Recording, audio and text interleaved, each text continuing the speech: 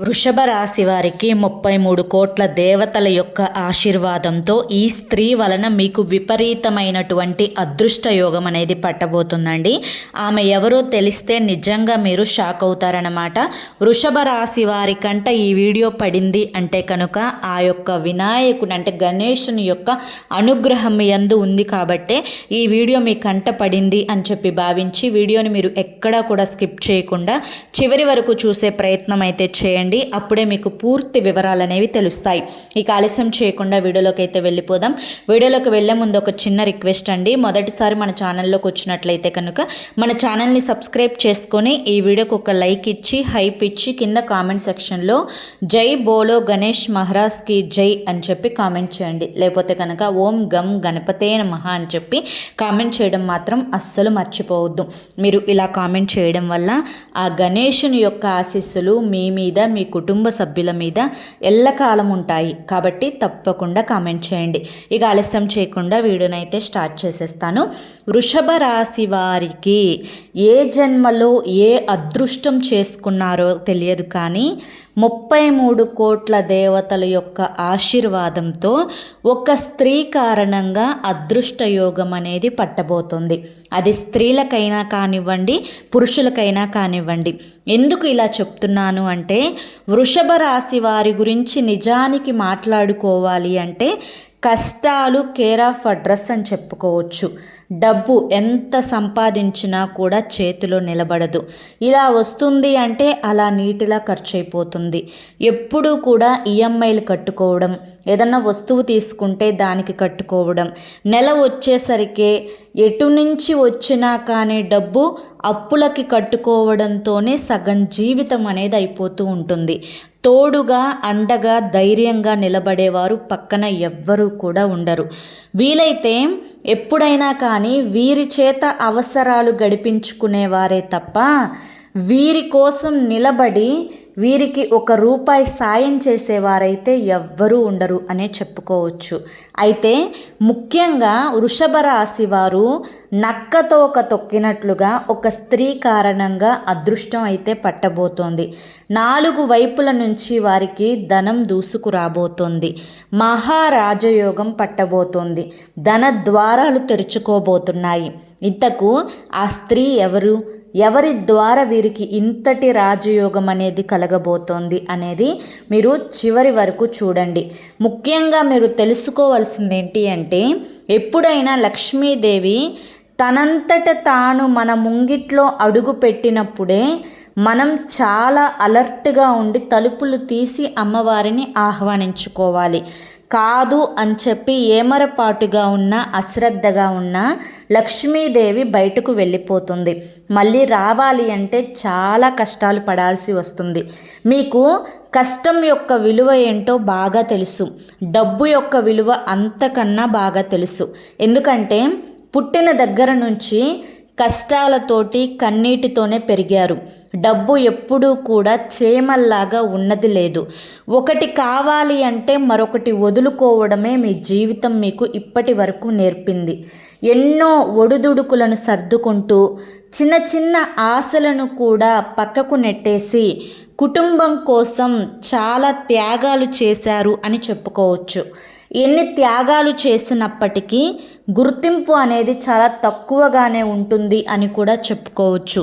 చుట్టాల్లోనూ పక్కాల్లోనూ అయిన వాళ్ళల్లోనూ సొంత వాళ్ళల్లోనూ ఎప్పుడూ కూడా ఒక రకమైనటువంటి చులకన భావం, మిమ్మల్ని ఒక మాట అనడానికి కూడా వెనకాడనటువంటి మనస్తత్వాలే మీ చుట్టుపక్కల ఉంటాయి. ఇదేంటబ్బా, ఎంత చేసినా కూడా నన్ను ఎవ్వరూ అర్థం చేసుకోవడం లేదు, వీరి కోసం ఎన్ని చేశాను, ఎన్ని త్యాగాలు చేశాను, రెక్కలు ముక్కలు చేసుకొని మరీ కష్టపడ్డాను, నా కడుపు మార్చుకొని వారి కడుపు నింపాను, అయినా కూడా నా మీద వారికి ప్రేమ అనేదే లేదే అని చెప్పి చాలా వరకు కూడా ఎదుటి వారి యొక్క విషయాలలో ఈ మాట మీరు అనుకోని రోజు ఉండదు. అయినప్పటికీ పైకి ఎప్పుడూ బాధని చూపించరు. మనసు లోతుల్లో కష్టాలను కన్నీటిని అదుముకుంటారు. ఎప్పుడూ కూడా నాకు ఇన్ని కష్టాలున్నాయి, నాకు ఇన్ని బాధలున్నాయి, ఇన్ని సమస్యలు నన్ను వెంటాడి వేధిస్తున్నాయి అని చెప్పి ఎవ్వరితో కూడా ఒక మాట కూడా చెప్పి ఎరగరు. ఎప్పుడైనా కానీ నాకు అది ఉంది, ఇది ఉంది, వాళ్ళు ఇలా, వీళ్ళు ఇలా, నా వాళ్ళు వీరు అని చెప్పి గొప్పలు చెప్పుకోవడమే తప్ప కష్టాల గురించి, కన్నీటి గురించి, పడే బాధల గురించి ఎప్పుడో ఏదో ఒక సమయంలో చాలా రేరుగా చెప్తూ ఉంటారన్నమాట. ఎందుకంటే అర్థం చేసుకునే వాళ్ళు ఎవ్వరూ లేరు అని చెప్పి మీ యొక్క మనస్సాక్షికి బాగా తెలుసు. కాబట్టి ఏది ఏమైనప్పటికీ కూడాను భగవంతుడు కష్టాలు పడ్డవారికే కష్టాలను ఇస్తాడు. ఎప్పుడు ఈ యొక్క బాధలు అనేవి పడ్డవారికే ఎందుకు ఇస్తారు? ఎప్పుడూ కూడా అన్నీ ఉన్నవాళ్ళు బాగానే ఉంటున్నారు, వాళ్ళకి డబ్బు పరంగా దిగులు ఉండడం లేదు, ఆరోగ్యపరంగా ఏదైనా కానీ వాళ్ళకి చాలా అనుకూలంగా ఉంటుంది. అలాగే వాళ్ళని ఒక్కటికి 10 సార్లు ఎవ్వరిని కూడా పిలవకుండానే వారి చుట్టూ 10 మంది ఎప్పుడూ జనం ఉంటారు. నేను ఎవరికి ఏ అన్యాయం చేయకపోయినా కూడా నన్ను ఒంటరిగా వెలివేశారే అని ఒక బాధ మీ మనస్సు లోతుల్లో ఎప్పుడూ వెంటాడి వేధిస్తూ ఉంటుంది. ముఖ్యంగా చెప్పాలి అంటే కనుక రక్త సంబంధికులలో కూడా మిమ్మల్ని పరాయి వాళ్ళలాగా చూడటం చాలా ఎక్కువ. ముఖ్యంగా తోబుట్టువులు కూడా మిమ్మల్ని అవసరాలకు మాత్రమే వాడుకొని పక్కకు నెట్టేస్తూ ఉంటారు. మరి ఇటు తోబుట్టువులైనా, ఇటు కన్న తల్లిదండ్రులైనా, ఇటు కడుపున పుట్టిన బిడ్డలైనా ఒక మాట మీరు అన్నారు అంటే, ఒక్కసారి గొడవ పడ్డారు అంటే దాదాపుగా సంవత్సరం పాటు పలుక్కోని రోజులు కూడా మీ జీవితంలో ఉంటాయి. అదేంటబ్బా, ఎదుటి వ్యక్తులు నన్ను ఎన్నన్నా కానీ నేను తుడిచేసుకొని వెళ్ళిపోతున్నాను, వీరిని స్వతంత్రంగా ఒక్క మాట అంటే నన్ను ఇలా వెలివేశారే అని చెప్పి చాలాసార్లు కూడా బాధపడుతూ ఉంటారు. ఇటు స్నేహితులను చూసుకున్నా కానీ స్నేహితులు కూడా ఏదన్నా అవసరం కోసం మాత్రమే పక్కకి వస్తారే తప్ప వారి యొక్క అవసరాలు తీరిపోయిన తర్వాత కనీసం మొహం కూడా చూడని రకాలు. అన్నీ మనస్సాక్షికి అర్థమవుతున్నప్పటికీ కూడాను ఇది జీవితం, అందరినీ కాదనుకోలేము, ఎదుటి వారి యొక్క బుద్ధులు మనసుకు తెలిసినప్పటికీ కూడాను సర్దుకుపోయి బ్రతకాల్సిందే అని చెప్పి మొండిగా మీ మనసుని మార్చుకొని జీవితంలో ముందడుగు వేస్తున్నారు. ఇటువంటి సమయంలోనే మీకు ఆ భగవంతుడు ఒక అదృష్టాన్ని తీసుకొచ్చి పెట్టినట్లుగా ఈ స్త్రీ కారణంగా మీకు విపరీతమైనటువంటి అదృష్ట యోగం అనేది పడుతుంది. ఎందుకంటే ఎప్పుడైనా కలిసొచ్చే కాలానికి నడిసొచ్చే కొడుకు పుడతారు అంటారు. అలాగే బిడ్డొచ్చిన వేళ గొడ్డొచ్చిన వేళ అంటారు. అయితే నీ ఇంటికి బిడ్డొచ్చిన వేళ, అలాగే నీ ఇంటికి నీ అర్ధాంగి వచ్చిన వేళ నీ ఇంట కలుసుబాటు కనక వర్షం అనేది కురుస్తుంది. నీ అర్ధాంగి కారణంగా, అంటే ఈ స్త్రీ నీ యొక్క అర్ధాంగి, నీ జీవిత భాగస్వామి, నీ యొక్క జీవిత భాగస్వామి కారణంగా నీ జీవితం సుడి తిరుగుతుంది. నక్కతోక తొక్కినట్లే అనే మాట నువ్వు వినే ఉంటావు కదా, అది నీ జీవిత భాగస్వామి కారణంగా నీ జీవితంలో అదృష్టం అనేది నక్కతోక తొక్కినట్లుగా వస్తుంది. ఎందుకు ఇలా చెప్తున్నాను అనేది ఒక్కసారి నువ్వు ఆలోచించుకో. వివాహం కాకముందు నువ్వు సంపాదించిన ధనం ఎంత? ఆ స్త్రీ అంటే వివాహం అయిన తర్వాత ఎప్పుడైతే నీ జీవితంలోకి నీ భార్య వచ్చిందో అప్పటి నుంచి నీ యొక్క ధన ద్వారాలు తెరుచుకోవడం మొదలెట్టాయి. నీ యొక్క ధనం ఆదాయం అనేది పెరగటం మొదలైంది. నువ్వు అనుకోకుండానే బంగారం కొనడం, అనుకోకుండానే డబ్బులు పొదుపు చేసుకోవడం, అనుకోకుండానే పొలాలు కొనుక్కోవడం, అనుకోకుండానే ఇల్లు కొనుక్కోవడం, అనుకోకుండానే నలుగురిలో కీర్తి ప్రతిష్టలు రావడం, ఇవన్నీ కూడా ఒకదాని తర్వాత ఒకటి జరుగుతూనే వచ్చాయి. ఎప్పుడైతే నీ జీవిత భాగస్వామి కంటి వెంట నీ కారణంగా కన్నీరు వచ్చిందో ఆ రోజున నువ్వు ఎమోషనల్గా పడిపోతావు, అలాగే ఫైనాన్షియల్గా కూడా పడిపోతావు. కాబట్టి నీ మనసులో ఎంత కోపం ఉన్నప్పటికీ, ఎంత ఆవేశం ఉన్నప్పటికీ నీ యొక్క భార్య మీద మాత్రం ఆ కోపాన్ని, ఆ ఆవేశాన్ని ఎట్టి పరిస్థితులలో కూడా చూపించవద్దు. ఎందుకు అంటే నీ భార్య ఏదన్నా అన్నప్పుడు, అడిగినప్పుడు, చేసినప్పుడు నీ యొక్క కొన్ని రకాలైనటువంటి సమస్యల కారణంగా చిరాకు, కోపం, ఆవేశం అనేవి నీ భార్య మీద నువ్వు సహజంగా చూపిస్తూనే ఉంటావు. కానీ తను ఏ స్వార్థం లేకుండా, ఏ ఈర్ష్య, అసూయ అనేది లేకుండా ఎప్పటికప్పుడు కూడా నీకు మంచి జరగాలి అన్న ఉద్దేశంతోటే తన మాట కటువుగా ఉన్నప్పటికీ కూడాను తన మనసు వెన్నపూస లాంటిది కాబట్టే ఆ మనసే నీ ఇంటికి శ్రీరామ రక్షలాగా ఉపయోగపడుతుంది. నీ బిడ్డలని మంచి దారిలో నడిపించేలా చూస్తుంది. అలాగే తను చేస్తున్నటువంటి పూజల కారణంగానే నీ ఇల్లు కాస్తో కూస్తో ప్రశాంతంగా ఉంటుంది. నీ జీవిత భాగస్వామి నీ ఇంట్లో ఉన్నంత కాలం కూడాను నీకు ఎటువంటి దిగులు అనేది ఉండదు. కష్టాలు, కన్నీరు, అనారోగ్య సమస్యలు, బాధలు అనేవి అలా వచ్చి అలా వెళ్ళిపోతూ ఉంటాయే తప్ప ఏవి కూడా స్థిర నివాసం ఉండవు. కాబట్టి నువ్వు ఏ జన్మలో ఏ పుణ్యం చేశావో తెలియదు, కానీ 33 కోట్ల దేవతల యొక్క అనుగ్రహంతో నీ జన్మ చేసుకున్నటువంటి అదృష్టంతో ఈ యొక్క స్త్రీ నీ జీవితంలో అడుగు పెట్టడం అయితే జరిగింది. ఈ స్త్రీ కలయికతోటే నీ జీవితం పరిపూర్ణమైపోయింది. కాబట్టి ఈ స్త్రీ పట్ల నువ్వు చాలా అంటే చాలా గౌరవంగా ఉండాలి. ఎప్పుడూ కూడా తన మీద చెయ్యెత్తటం కానీ, తనని మాటలతోటి హింసించడం కానీ, దూషించడం కానీ, తనను ఏడిపించడం కానీ, తనని అలుసుగా చూడడం కానీ, తనను తిట్టడం కానీ, కొట్టడం కానీ ఏవి కూడా పొరపాటును కూడా చేయొద్దు. ఆ స్త్రీమూర్తి కంటి వెంట కన్నీరు కారకుండా చూసుకుంటే నీ ఇంట సిరి సంపదల వర్షమే కురుస్తుంది అని చెప్పుకోవచ్చు. అయితే ఇంతటి గొప్ప అదృష్టాన్ని చూసి చాలామంది కూడా నీ మీద పడి ఏడుస్తూ ఉన్నారు. నరుల దిష్టికి నల్లరాలు సైతం పగిలిపోతాయి అంటారు. ఈ యొక్క నరుల దిష్టి అంటే నెగిటివ్ శక్తి నీ కుటుంబంలో నీ భార్య మీద కూడా ఉంది. కాబట్టే తనకి అనేక అనారోగ్య సమస్యలు, మానసిక సమస్యలు వెంటాడి వేధిస్తున్నాయి. సరిగా నిద్ర పట్టకపోవడం, మానసికంగా నీకు తెలియకుండా ఎన్నో రకాలైనటువంటి సమస్యలు అనేవి తనని చుట్టుముట్టి మనశ్శాంతి లేకుండా చేస్తూ ఉన్నాయి.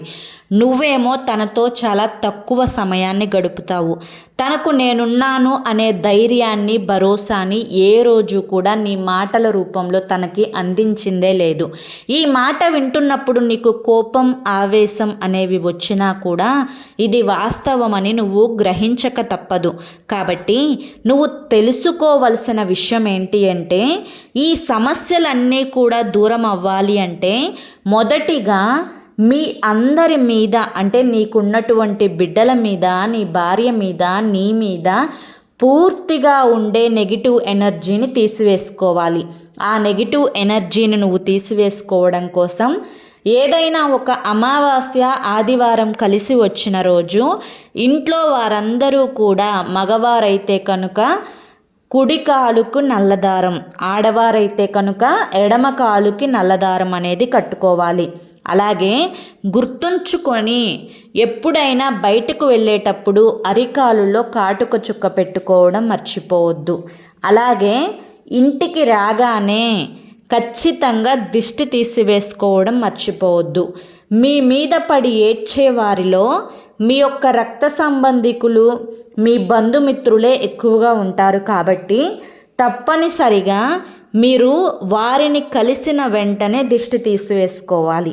అలాగే ఇంట్లో ప్రధాన ద్వారం మూలన, ఏదో ఒక మూలన నువ్వు ఒక గాజు గ్లాసు నిండా, అంటే గాజు గ్లాసులో ఒక 60% రాళ్ళ ఉప్పు వేసి, అందులో 6 రాగి నాణేలను వేసి, ఆ రాళ్ళ ఉప్పు మునిగేంత వరకు కూడా నీటిని పోసి, అంటే ఆ నీరు అనేది 70% ఉండాలి, ఉప్పు అనేది 60% ఉండాలి.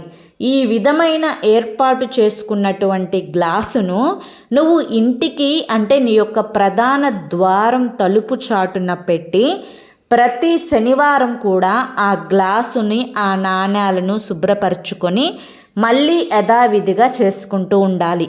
ఈ విధంగా ఒక శనివారం రోజు నువ్వు పెడితే మళ్ళీ వచ్చే శనివారం రోజు వరకు కూడా అది అలాగే ఉంచుకోవాలి. ఆ ఉప్పు పూర్తిగా కరుగుతూ గ్లాసు పైకి రావడంని నువ్వు గమనిస్తావు. ఇలా ఉప్పు పైకి వస్తూ ఉందంటే ఇంట్లో నెగిటివ్ అనేది పూర్తిగా కరిగిపోతుంది అని చెప్పి నీకు అర్థమవుతుంది. అలాగే ఇది చేసుకున్నటువంటి తర్వాత రోజు నుంచి ఇంట్లో మనశ్శాంతి ఉంటుంది, అలాగే గొడవలు తగ్గుతాయి, అనారోగ్య సమస్యలు తగ్గుతాయి, ఇంట ప్రశాంతకరమైనటువంటి వాతావరణం అనేది నెలకొంటుందన్నమాట. కాబట్టి ఖచ్చితంగా ఇది చేసుకొని తీరాలి. అలాగే ఏదైనా ఒక సోమవారం రోజు శివాలయానికి వెళ్ళి బిల్వదళం మీద ఆ శివలింగం ముందు అంటే ఆ బోలాశంకరుని ముందు బిల్వదళం మీద నువ్వుల నూనెతోటి దీపారాధన చేయాలి. ఈ విధంగా చేయడం వల్ల చాలా వరకు కూడా నీకున్నటువంటి ధన సమస్యలు అనేవి తొలగిపోతాయి. అలాగే ఇంట్లో ప్రతి శనివారం కూడా పూజ అనేది ఖచ్చితంగా చేసుకోవాలి. ఇంటికి మగదిక్కు పూజ చేస్తేనే ఇంటిల్లిపాది సుఖ సంతోషాలతోటి ఆయు ఆరోగ్యాలతోటి అష్టైశ్వర్యాలతోటి ఉంటారు. అలాగే శుక్రవారం పూట సంధ్యా సమయంలో లక్ష్మీదేవి చిత్రపటం ముందు కాసిన్ని పాలు బెల్లం నైవేద్యంగా సమర్పించి ఆవు నేతితోటి సంధ్యాదీపం పెట్టుకోవడం వల్ల ఆ ఇంట అప్పుల సమస్యలు ధన సమస్యలు అనేవి పూర్తిగా తొలగిపోయి పట్టిందల్లా కూడా బంగారం అవుతుంది. అలాగే ఇంట్లో ఒకరికి కోపం వచ్చినప్పుడు మరొకరు ఎదురు వాదన ఆడకుండా ఆ ఎదుటి వ్యక్తికి కోపం వచ్చింది అని అర్థం చేసుకొని కాసేపు ఓర్పుగా ఉంటే ఆటోమేటిక్గా ఆ వ్యక్తి చల్లబడతారు. అప్పుడు ఇంట్లో సగం గొడవలు అనేవి తగ్గిపోతాయి. నన్ను అన్నారంటే నేను అనాలి కదా అని చెప్పి ఏదో ఒక మాట అనడం చేత సమస్యలు అనేవి ఎక్కువైపోవడమే తప్ప తగ్గుముఖం పట్టదు. దీని కారణంగా ఇంట జ్యేష్ఠాదేవి అడుగు పెడుతుంది. ఎక్కడైతే గొడవలు జరుగుతూ ఉంటాయో ఆ ఇంట లక్ష్మీదేవి క్షణం కూడా నిలబడదు. కాబట్టి ఎప్పటికప్పుడు కూడా గొడవలు లేకుండా చూసుకునే బాధ్యత అనేది పూర్తిగా మీ మీద ఉంటుంది అన్న విషయాన్ని తెలుసుకోవాలి. అలాగే ఎప్పటికప్పుడు కూడా మనసులో ఏ నెగిటివిటీ అనేది లేకుండా ప్రశాంతంగా ఉండటం అనేది నేర్చుకోవాలి. దీనివల్ల సగం సమస్యలు అనేవి తొలగిపోతాయి. వాళ్ళు నా గురించి ఇలా అనుకుంటున్నారు, వాళ్ళు ఇలా చేస్తే ఇలా అంటారేమో, వాళ్ళ కోసమైనా వెళ్ళాలి కదా, తప్పదు కదా, వాళ్ళు నన్ను ఈ మాట అన్నారు, ఇలా దేనో ఒక దాని గురించి ఏదో ఒక విషయం గురించి ఆలోచించుకుంటూ ఉంటే జీవితం మొత్తం కూడా వేరే జనాల కోసం ఆలోచనలతోటే సగం జీవితం ముగిసిపోతుందే తప్ప ఆ యొక్క ఆలోచనలకు పెట్టిన సమయం అనేది నీ జీవితం మీద పెడితే ఏదో ఒక రకంగా ₹1 అనేది నీకు వస్తుంది అన్న విషయాన్ని తెలుసుకో. ఎప్పుడూ కూడా సోమరితనంగా ఉండటం, అతిగా తినడం, అతిగా నిద్రపోవడం అనేవి నీ జీవితంలో నువ్వు చేయకూడదు. టైంకి తినడం, టైంకి చక్కగా యోగా కానీ ఎక్సర్సైజులు కానీ చేసుకోవడం, మనసుని ప్రశాంతంగా ఉండడం, ధనాన్ని ఎక్కువగా ఖర్చు చేయకుండా ఉండడం, అవసరాలకు తగినంత ధనాన్ని వాడుకోవడం, ఇటువంటివన్నీ చేస్తే కనుక ఎటువంటి విఘ్నాలు లేకుండా నీ జీవితంలో నీ ఇంటి గృహలక్ష్మి, నీ యొక్క అదృష్ట దేవతని జాగ్రత్తగా చూసుకుంటే కనుక ఖచ్చితంగా నువ్వు కోటేశ్వరుడిగా మారడం ఖాయం అని చెప్పి ఈరోజు చాలా చక్కటి మాటలు, అంటే ఇవన్నీ కూడా ప్రముఖ జ్యోతిష్యులను సంప్రదించి వృషభ రాశి వారి ముందుకు తీసుకురావడం జరిగింది. ప్రతిదీ కూడా మీ జీవితంలో ఎక్కడో ఒక చోట అనుభవం అయ్యే ఉంటాయి. అలాగే మీ జీవితంలో జరగబోయేది కూడా మీకు అర్థమయ్యే ఉంటుంది. మీరు ఎలా మారాలో కూడా మీకు తెలిసే ఉంటుంది. మరి వృషభ రాశి వారికి ఈ వీడియో నచ్చింది అనుకుంటున్నాను. నచ్చింది అనిపిస్తే ఈ వీడియోకి ఒక లైక్ ఇవ్వండి, హైప్ ఇవ్వండి. కింద కామెంట్ సెక్షన్లో గం గణపతయ నమః అని చెప్పి కామెంట్ చేయడం మాత్రం అస్సలు మర్చిపోవద్దు. మొదటిసారి మన ఛానల్లోకి వచ్చినట్లయితే మన ఛానల్ని సబ్స్క్రైబ్ చేసుకుని సపోర్ట్ చేయండి. రేపు మరొక మంచి వీడియోతోటి మళ్ళీ కలుసుకుందాం. అంతవరకు కూడా ఆ గణపతి ఆశీస్సులు మీ మీద, మీ కుటుంబ సభ్యుల మీద ఎల్లకాలం ఉండాలి అని చెప్పి మనస్ఫూర్తిగా కోరుకుంటూ సర్వేజన సుఖినో భవంతు. ధన్యవాదములండి.